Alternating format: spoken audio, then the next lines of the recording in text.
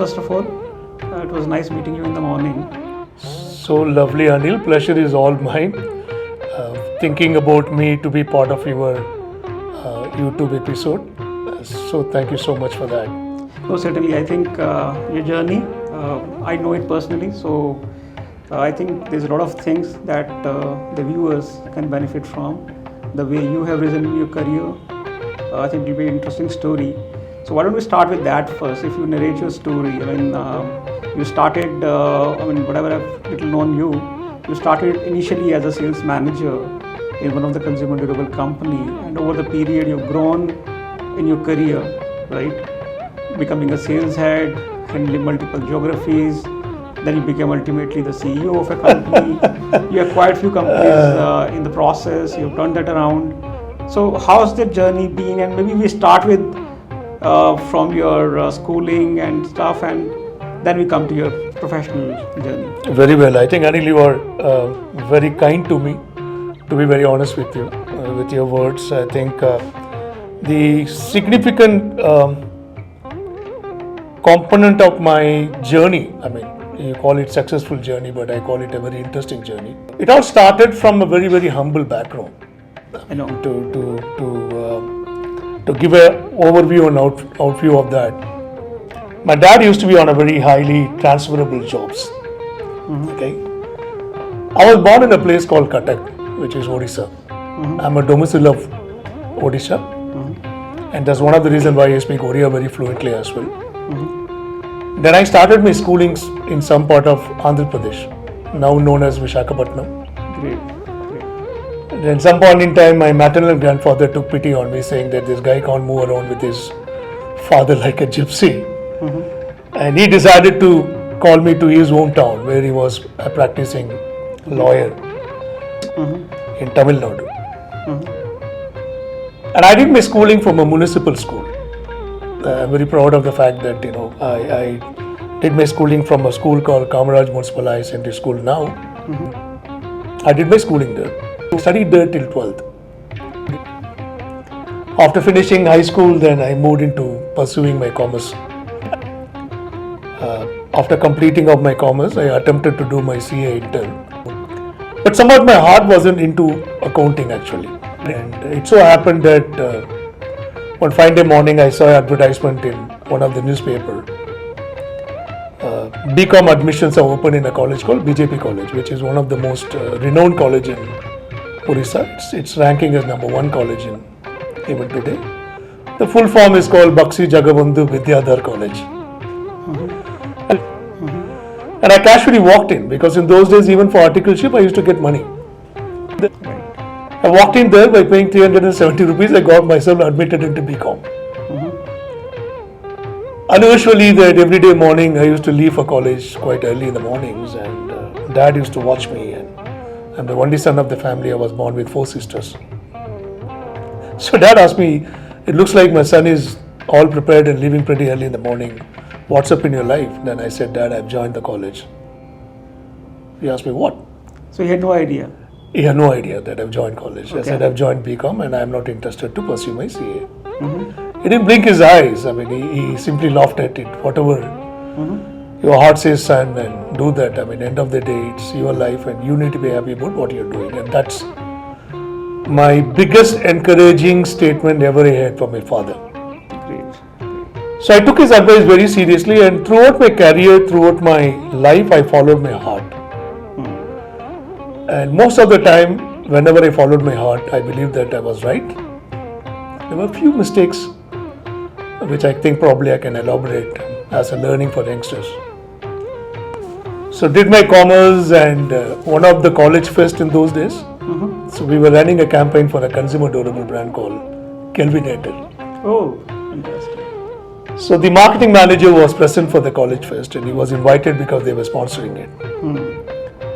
They somewhat liked my storyboard. So even before, campus recruitment was not a popular thing those days. So even before I could complete my graduation, I was still 3 months more to go for my graduation to be over. The marketing manager met me and said, would you like to join us?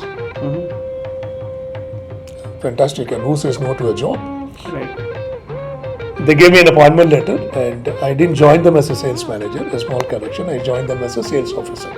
Okay. So I'll just take a pause here, right? I mean, just reflecting back, you mentioned that you started your journey from a municipality school, right? Or from MCD or whatever you call it in the geography. So there are a lot of actually youngsters who come from a very humble background, and they sometimes feel shackled, right? I mean, that they're coming from such a humble background. Can they really rise in their career?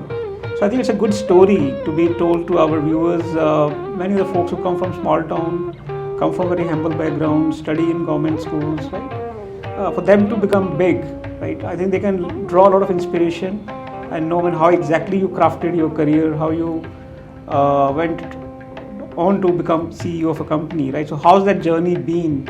And there are a lot of interesting stuff which will come out. So what would you like to say?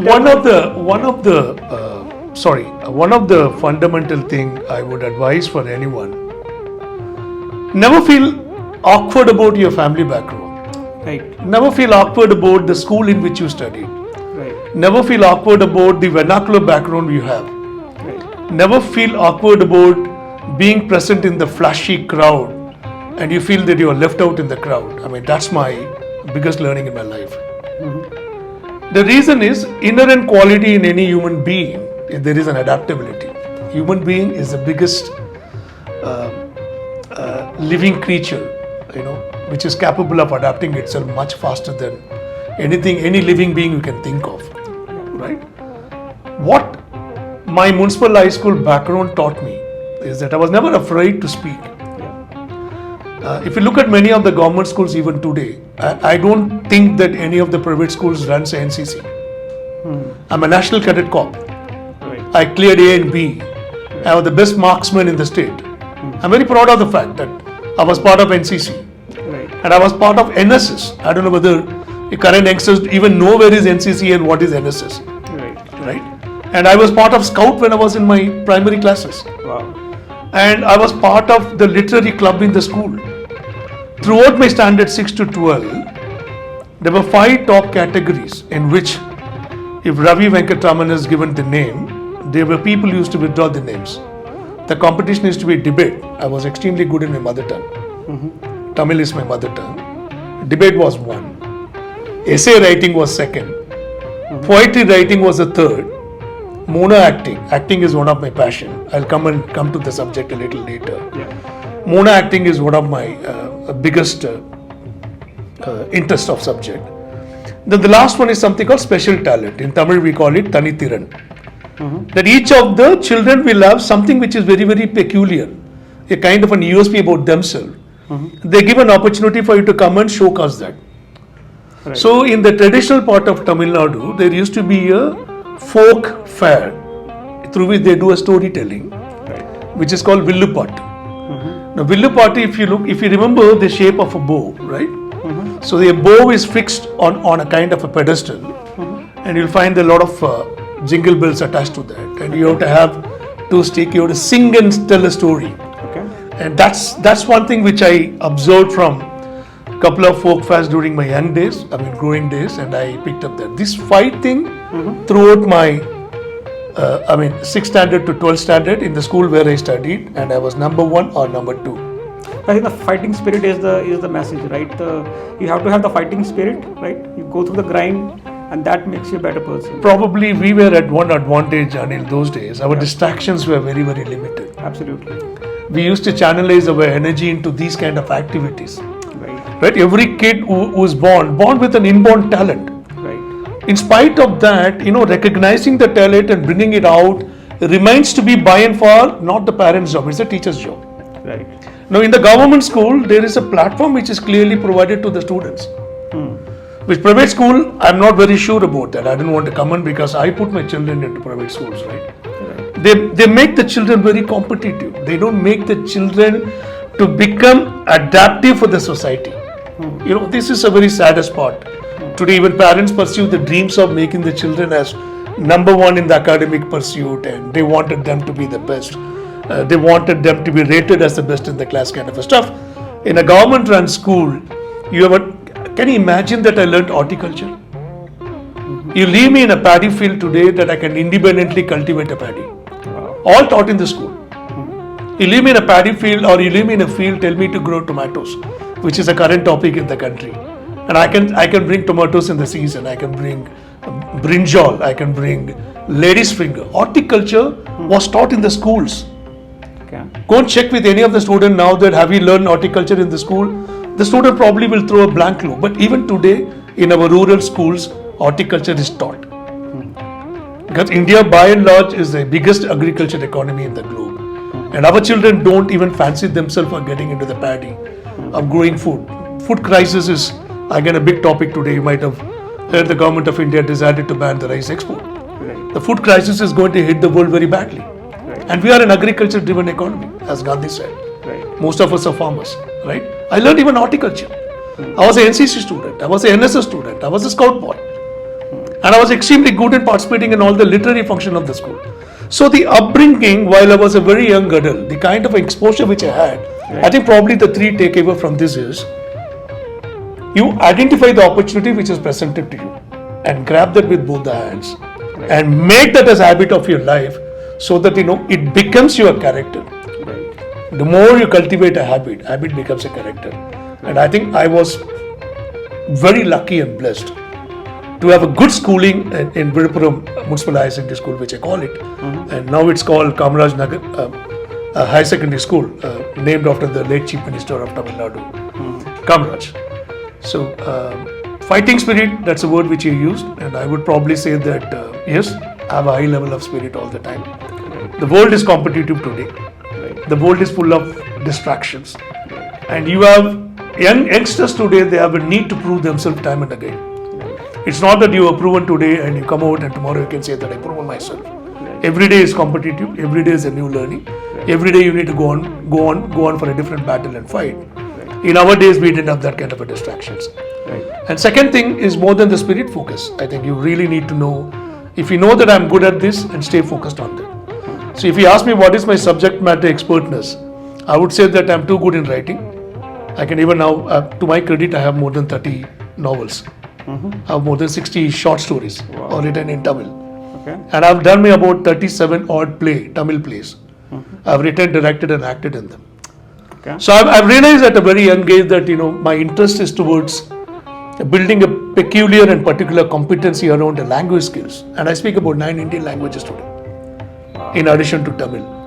I think these are all upbringing, schooling, good parenting. We had a good society. Our bond with our own fellow classmates used to be very, very high. And the third thing which I want to leave as a learning is, each and every character whom you study with, they are all unique. Right. And we all had a very tremendous amount of a bonding with each other. We never felt competitive. Right. We always complimented each other.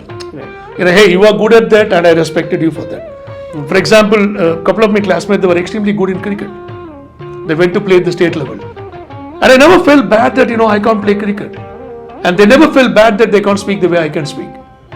So both of us were comfortable living in the same zone and we were happy in our own zones. Right. That's what the schooling, I'm not sure whether I could answer your question. No, absolutely. I think a lot of viewers can draw inspiration, even if they come from humble background. They don't have all the facilities with them. They are not. For example, a couple of my classmates, they were extremely good in cricket. They went to play at the state level. And I never felt bad that, I can't play cricket. And they never felt bad that they can't speak the way I can speak. So both of us were comfortable living in the same zone and we were happy in our own zones. Right. That's what the schooling, I'm not sure whether I could answer your question. No, absolutely. I think a lot of viewers can draw inspiration, even if they come from humble background. They don't have all the facilities with them. They are not born with silver spoon in their mouths, right? So they can still make big. So I think that's so nice of you to share your story. Thank you.